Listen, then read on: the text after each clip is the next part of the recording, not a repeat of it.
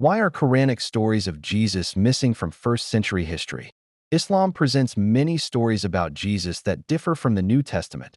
Jesus speaking as an infant, creating birds from clay, denying his crucifixion, and having a purely prophetic role.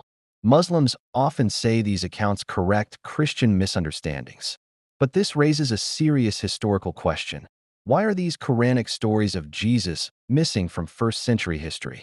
Within decades of his life, multiple independent sources were already circulating: letters of Paul, the four Gospels, and other early Christian writings.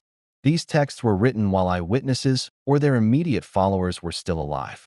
They preserve what early Christians believed, taught, and were willing to die for. Yet none of these first-century sources mention the stories found uniquely in the Quran. There is no record of Jesus speaking from the cradle, no record of him creating birds from clay, no record of God substituting someone else on the cross, no record of Jesus explicitly denying his crucifixion. These Quranic details appear 6 centuries later, not in early historical documents, but in a 7th-century Arabian text. Muslims often respond by saying early Christians corrupted the message, but corruption claims require evidence. But no such first-century sources exist. What we do find is something else.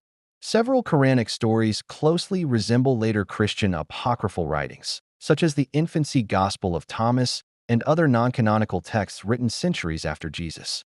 These works were never considered historical by early Christians, yet they contain themes that reappear in the Quran.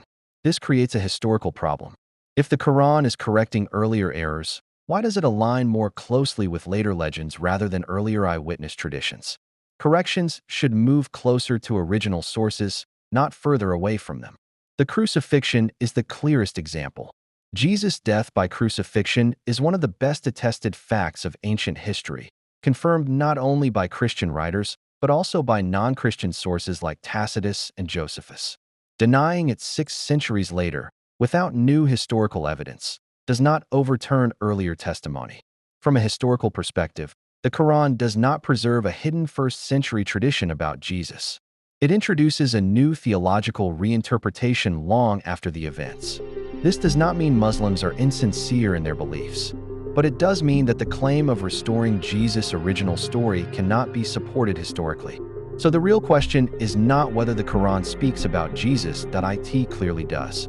The question is this: why do its stories appear so late, and why are they absent from the earliest historical record? Faith may accept revelation beyond history, but history still asks when the evidence appears and when it doesn't. And asking that question should never be a problem.